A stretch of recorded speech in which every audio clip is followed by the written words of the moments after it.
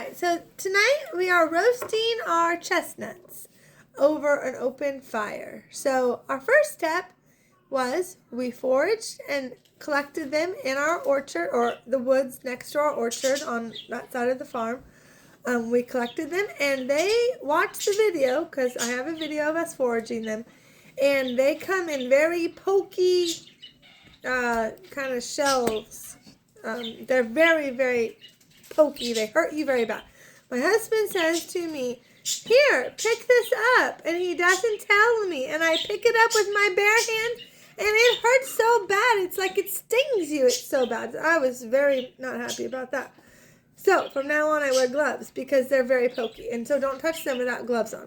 So anyway, so we foraged and we harvested them. Then you bring them into your house or wherever you want to go, and then you have to wear gloves. So I have a video of that on my channel, so check back to that. And you have to pull them from that pokey thing, and which is kind of like shelling them, right? Then when you do that, they come in. So 3 of these will be in one, right? In one pokey thing. So there's 3 of these. So you pry that open. It's easy to pry it open, and then you have 3 of them. So then after you do that, the next step is washing them. So we washed them all. Now we didn't really collect very many. I mean, we want to collect more next time, but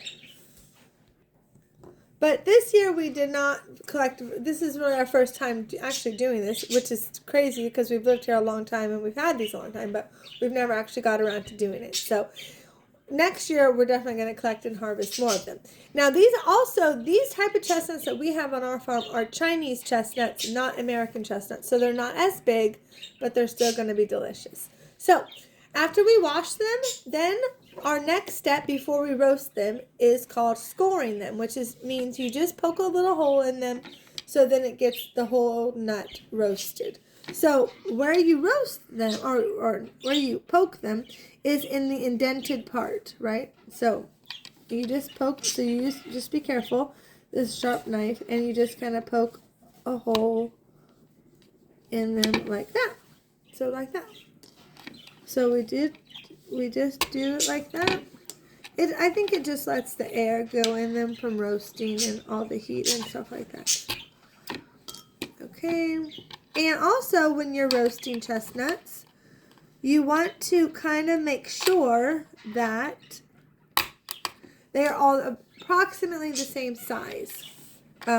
Most all of ours were the same size, as you can tell. So see, they're mostly all the same size. I mean, like I said, ours are not the big American chestnuts, so these are all look pretty good to me. But if you have a couple bad ones or you have a couple small ones, we just kind of toss them back outside, right? So, and so we really, because we don't buy the chestnuts from the store. You could buy them at the store if you don't have chestnut trees to roast them. But we are blessed enough to have chestnut trees. We planted chestnut trees as well because we wanted to have chestnuts. Actually, they're for the deer, but we like them too. So here we go. Here we go. This is our bowl. Now we bought this. Actually it's a sandwich thing, but it's going to work for chestnuts as well. So you really could put a sandwich in here and you could grill a sandwich. But we're going to use it for chestnuts. So now we're going to actually have to probably do 2 batches, okay? So we're going to put some in here. You don't want them too tight, right? Probably like that is probably good. Maybe a couple more here on the edge. That would be about, I want to kind of make it to be 2 batches. I don't know. Maybe it might have to be 3 batches. I don't know. Okay, like that. And then the way that you use this is this right here. This part right here, see, goes underneath it. It hooks up onto that. You close it. And then this right here hooks underneath it like so. And then you're good. Now, we're going to take this to the open fire, which is our wood stove, and I will see you there. Okay, so we're at our wood stove, and we're going to, now we don't really have a humongous fire, but I think that that's okay. It's hot, trust me. Now we're going to put this in there. And like I said, this is the first time we've ever done this, so I guess you just go like this. Now, it'll take about 25 minutes. So we're going to be taking turns. The kids are going to be helping hold this. And you want to go about 25 minutes until you start hearing them popping. Kind of like popcorn. And then you know that they're done. So I will, after we do this for a little while, then we will pick up and show you what they look like when they've been roasted. Alright, so actually, you don't really want the flames. You don't really want the flames. You just would like the hot coals, which is what we have right now, is what you're going to want. And you can just, my husband just said, you can just set them onto those hot coals. You don't actually have to hold it for 25 minutes. Now, the kids will still want to kind of take turns holding it because it's kind of fun. But it's nice to know you don't have to hold it for the full 25 minutes or until they start popping. Of course, it depends how hot your fire is, I suppose. It could take quicker than 25 minutes. And if you don't have many chestnuts. So really, I don't really know where they got that number. Because I really think it would be just depending on what you're doing. So, just wait till you hear them pop.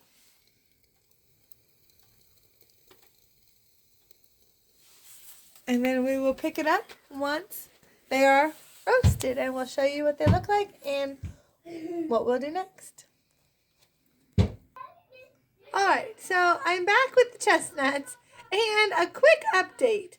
Do not roast chestnuts for 25 minutes. Way too long. Our first batch burned up because we thought leave them in there for 25 minutes. Terrible idea. I kind of figured that really wasn't going to work. Like I said, this is the first time we did it, but luckily we had a second batch. So we're not hardly leaving in there for very long at all. I'm going to tell you a quick story about one of our hunting dogs, and then we're going to take them out and check them. So that'll be like 5 minutes or less. So definitely not 25 minutes, okay? So quickly, let me tell you our story. So Scarlet, which is one of our coon hunting dogs, our oldest one, she's probably like 10, maybe almost 11. This year coming up, she'll be 11. And so what happened was that, of course, she goes coon hunting. She loves it. And what happened, this has probably been about 2 months ago, she all of a sudden woke up one day in her kennel and she barely could walk. And I mean, she could barely walk. It was really weird. We thought at first it was just like she was getting old. She does have arthritis because she has had a hard hunting life as far as hunting goes. She's had a good life because we love her and we take good care of her, but as a hunting dog. Okay, so for hunting dogs, their life can be hard. And really quickly, let me take a break from my story. I had to take the chestnuts out already because our coals are hot, which obviously, a wood stove is hot. So you can tell that only took maybe 3 minutes. So I'm taking it out. Let me finish my story and then I'll show you what they look like. So anyways, back to Scarlet. So she just couldn't walk. She looked terrible. So skinny. You could see her ribs, her bones, her spine. It was scary actually how bad she looked and how quickly that happened because really it was very, very quickly that happened. But it had just turned cold and so we didn't really know at first. So we put her into the fur shed where there's a wood stove, keep her warm, get her on the bed, get her comfortable, get her comfy. She was still eating and drinking and if you carried her off of the bed, she could, wobble outside to use the bathroom. But then, she'd come back and you'd have to lift her up. She'd eat and drink and then you'd lift her back on the bed and she would stay there, That's all she was doing. And this was going on for weeks. And, it was really scary. We didn't know at first what was going on. We were really sad because we thought maybe this is just going to be the end of her, because she, like I said, she was looking really bad and was not acting normal at all. So then one day, my husband, we were looking it up online about, what could this be when this happens to dogs. And there is something that is called coon hunter's paralysis. I think something like that. Noun. Actually, coon hound paralysis, not for the hunter, for the dog. Yeah. Okay, sorry about that. Okay, coon hound paralysis. That's what it's called. And it's something happens if the raccoon bites the dog, which Scarlet gets bit by raccoons a lot. She has no tips of her ears because of raccoons. So this is very obvious that this is probably what it is. And like they said, and also she, which we didn't notice at first, but underneath one of her legs, I think it was her front one or her back one. Yeah, her back one, right about, in right where her leg, kind of like her hip, right? There was a bump, and it was kind of growing, right? It was kind of like a lump, and so that was not normal either, and but that is a symptom, part of it. So, anyways, so we read about it, and we're like, this is exactly what it is. Gratefully, though, they can heal from it. They don't die, right? And let me tell you something. That is the truth, because now, so today, so this has probably been like 2.5, probably 3 months. This has gone on since we found out about it, and so she is totally, pretty much, I would say 97%, 99.9% better, back to her normal self. So she's gained weight. She's actually gained a little bit too much weight, because that's our fault for feeding her too much. But I felt so bad for her because she was so skinny. So she's gained a little bit of weight, but she does look healthy now. And she loves, this dog is obsessed with playing ball. Obsessed with it. So we used to get her tennis balls, but she chewed them and lost them in a day. Exactly. In an hour. Exactly. And so finally now we get her golf balls. And so she still chews them up. But it does last longer. And she can chew the part off, and it's still a ball in the middle. But so she is really into that now. She takes it, we hide it, and she finds it in the first shed, and she barks and barks, and you throw it to her, and she's so cute. You throw it to her, and she brings it back, but it's really cute because she throws it, and then she picks it up, and she drops it again, and then she just looks at it, and then she starts barking at it like it's gonna throw itself to her. Yeah, and sniffs around, and she's so adorable. You wonder if she's losing her mind, but it's really cute because she really wants that ball to just run, right? So she can chase it. She really thinks it's alive. I think she thinks it's alive. It's really funny, actually. But then she'll eventually bring it back to you, and then you do the same thing, and it happens, okay, back and forth. Anyway, so we're so thankful that God healed her and that he made her be able to be back to her normal self. So she's probably good. And gratefully, too, coon season now in Iowa is all year long. So she will get to go coon hunting again, because it was sad. My husband and the kids would take the other dogs coon hunting, but she couldn't go, and she was heartbroken.